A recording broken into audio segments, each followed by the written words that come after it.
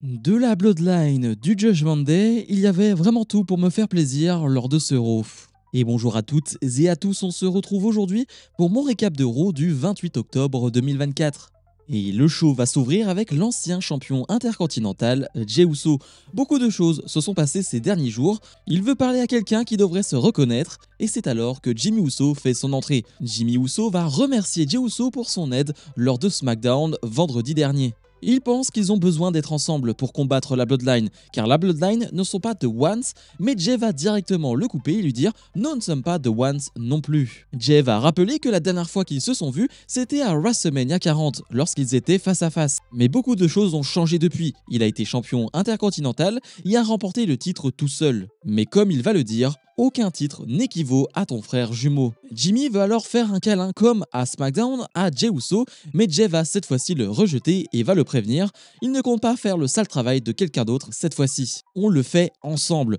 Toi tu seras Jimmy, moi je serai Jey, et nous serons les Usos. Jimmy va lui dire que Roman Reigns sera présent à SmackDown ce vendredi et va proposer à Jey de venir lors de ce show. Jey va alors accepter. Finalement, Tama Tonga et Tangaloa vont attaquer les Usos, puis Jacob Fatu va les rejoindre sur le ring. Une bagarre va éclater, mais finalement les Usos, ensemble, vont prendre le dessus et faire fuir la Bloodline du ring. Bon, vous connaissez mon avis concernant cette histoire autour de la Bloodline, j'en ai déjà parlé à plusieurs reprises, j'en ai parlé lors de SmackDown ce samedi. Oui, je trouve que c'est bien trop tôt cette réconciliation et je trouve que c'est mal monté, c'est mal foutu, dans le sens où lors de SmackDown ce vendredi, Jey Uso fait bien un câlin à Jimmy Uso. Là, il va refuser. Sauf que on a vu les images, Jey. On a vu ce qui s'est passé. Ce vendredi, t'as accepté. Là, tu n'acceptes plus. Bref, on fait des va-et-vient. Moi, ça m'intéresse plus trop. Je ne vais pas plus loin parce que j'en ai déjà dit beaucoup. Sheamus fait face à Ludwig Kaiser dans un combat de 5-6 minutes. Les deux qui étaient en rivalité il y a quelques mois, eh bien, se font à nouveau face à face. Alors un peu de manière random, il n'y a pas réellement de raison à ce match-là, mais on ne va pas se plaindre parce qu'à chaque fois c'est des matchs de qualité et ça va être le cas encore une fois lors de ce Raw. Bien que le match ne soit pas très long, c'est suffisant pour prendre du plaisir avec évidemment deux hommes qui vont frapper fort, deux hommes qui vont se faire mal en quelques minutes. Je retiendrai surtout une prise lors de ce match, un Sheamus qui est en très mauvaise position, qui se prend une guillotine à l'extérieur du ring et Sheamus va juste se jeter sur l'escalier. Énorme prise de risque et très dangereux surtout. Et finalement Sheamus sur le ring va prendre le dessus sur Ludwig Kaiser, porter son Brogue Kick et remporter ce combat. Alors on peut se demander pourquoi ce match et pourquoi aussi rapidement. Je pense que Sheamus va très rapidement se mettre dans la course du titre intercontinental de Bron Breakker. C'est un match qu'on n'a pas encore eu du côté de Raw, Bron Breakker face à Sheamus, et je ne sais pas vous, mais c'est un match qui me donne très envie. Alors je ne sais pas s'il arrivera dans les prochaines semaines, si ce sera lui le prochain adversaire de Bron Breakker, mais dans tous les cas, il sera un adversaire de Breakker, c'est une certitude, et j'ai déjà très hâte de voir ça. Ivy Nile fait face à Zelina Vega. On a vu la semaine dernière lors du match Dragon Lee Rey Mysterio face à American Made, il y avait eu quelques interventions de la part de Vega et de Ivy Nile et c'est pour cela qu'on a ce match ce soir. Le match, rien n'a signalé, hein. C'est 3-4 minutes je crois et c'est vraiment pas terrible. Déjà, il n'y a pas d'ambiance. Et j'ai envie de dire, malheureusement, il n'y a pas de technique non plus et il n'y a pas de qualité non plus. Vraiment, c'est pas fou du tout. On retiendra quoi? Les interventions de American Made à l'extérieur du ring. Du coup, la LWO va s'en occuper. Et sur le ring, Avinal va faire la différence avec un swinging Uranage. Et je ne sais pas si j'ai des problèmes de vue ou non, mais dans un premier temps, je pensais que c'était un DDT de la part de Vega. Alors, dites-moi en commentaire si je suis le seul à l'avoir vu, mais finalement non, c'était bien un swinging Uranage de la part de Ivy Nile, qui est plutôt cool. L'impression que l'histoire entre la LWO et American Made ne fait que commencer. Seth freaking Rollins est sur le ring, il chasse un monstre en ce moment, car Bronson Reed est un monstre, mais il en est également un. Il dit que Bronson Reed a réveillé une partie de lui qu'il avait enfouie et il admet que quelque part, il aime ça. Bronson Reed va l'interrompre depuis le parking. Il l'invite à le rejoindre, car il a promis à Adam Pearce qu'il ne répéterait pas ce qu'il s'est passé la semaine dernière à Raw. Rollins n'hésite pas une seule seconde et se dirige directement vers le parking. Une énorme bagarre va éclater entre les deux. Des membres de la sécurité vont essayer d'intervenir et de les arrêter, mais en vain. Rollins va finir par porter un stomp sur Reed sur le capot d'une voiture, mais Reed va se relever rapidement et la bagarre va continuer. Elle va se terminer avec un Death Valley Driver de Bronson Reed sur Seth Rollins à travers des tables depuis l'arrière d'un camion. Que voulez-vous que je vous dise, à part que c'est une nouvelle fois excellent. Même la première partie de la promo de Seth Rollins, qui n'est certes pas très longue, mais il nous dit des choses intéressantes. Le fait que cette histoire avec Bronson Reed ait réveillé des choses qui étaient enfouies en lui depuis des mois et des mois, voire des années, et on en parle depuis des semaines. On a l'impression de voir un nouveau Seth Rollins, et j'adore ce Seth Rollins-là, beaucoup plus agressif, beaucoup plus sérieux, évidemment, et même lorsqu'il porte son stomp sur la voiture sur Bronson Reed, il fait une petite promo face caméra où là tu ressens toute l'intensité d'un Seth Rollins, toute cette haine qu'il a envers Bronson Reed, et le spot final avec les tables, bref, c'était génial. Je n'enlève aucun segment dans cette feud, dans cette histoire entre les deux, c'est du pur bonheur à chaque fois, et on espère que leur match ce samedi à Crunchyroll sera aussi du même niveau. Match à 3 équipes pour devenir l'équipe challengeuse du Judgment Day.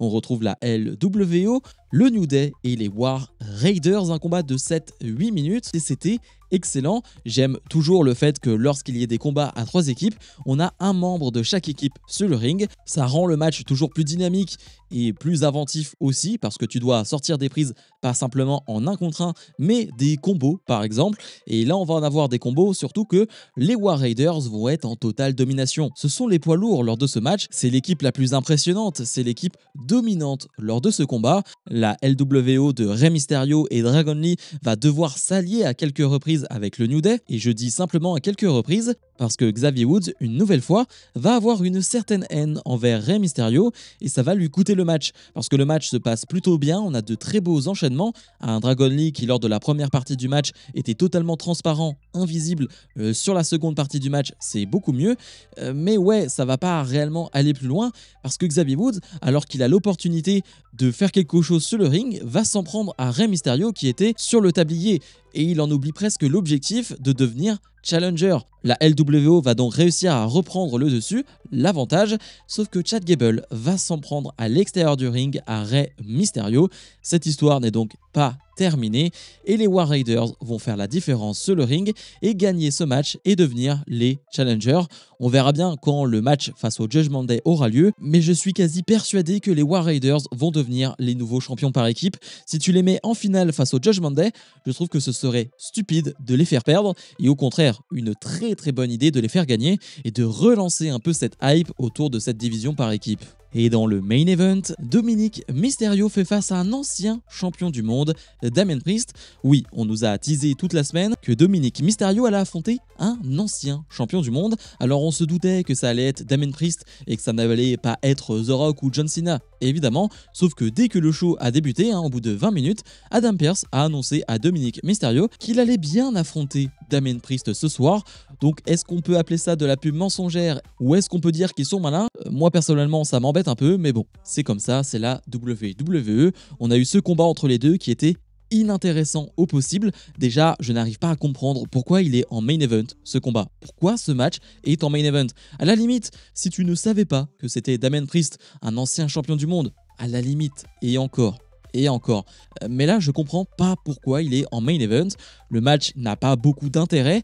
On va finalement avoir des interventions du Judgment Day alors que Damien Priest est en totale domination. Et grâce à ces interventions, Damien Priest va se faire surprendre et Dominic Mysterio va remporter le match avec un roll-up. Petite surprise quand même, sauf qu'après le match, Damien Priest va détruire tout le monde. Et je dis bien tout le monde va se faire fracasser par Damien Priest qui en 1 contre 4 va les détruire.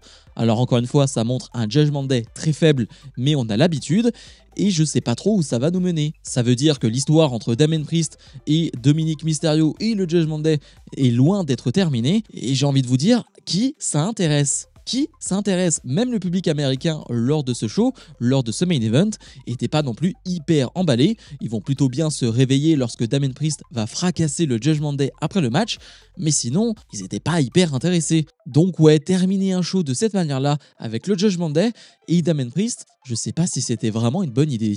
Bilan de ce Raw, eh bien on va aller sur un 6 sur 10 et encore, je pense être gentil.